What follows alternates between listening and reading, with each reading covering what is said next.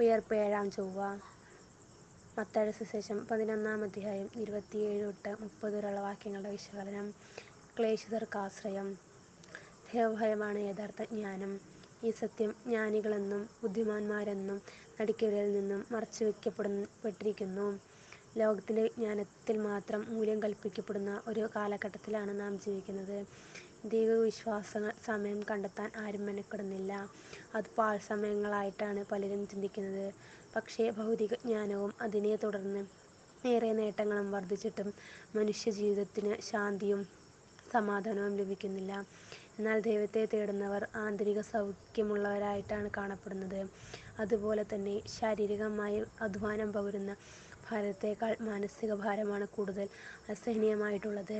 അത് പരിഹസിക്കുന്നവൻ സൃഷ്ടികൾക്കാർക്കും സാധ്യമല്ല. അധ്വാനിക്കുന്നവരും ഭാരം വഹിക്കുന്നവരും എൻ്റെ അരികിൽ വരിക, ഞാൻ നിങ്ങളെ സമാശ്വസിപ്പിക്കാം എന്ന വാഗ്ദാനം ദൈവത്തിൽ മാത്രം സാധ്യമായ ഒന്നാണ്.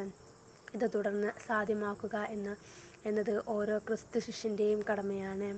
പാപം പേറുന്നവരുടെയും ദുഃഖമനുഭവിക്കുന്നവരുടെയും ക്ലേശമനുഭവിക്കുന്നവരുടെയും ഭാരങ്ങൾ ചുമലിലേറ്റിയ യേശുവിനെപ്പോലെ എല്ലാവർക്കും സമാശ്വാസത്തിൻ്റെ ദൂതരാകാൻ നമുക്ക് പരിശ്രമിക്കാം.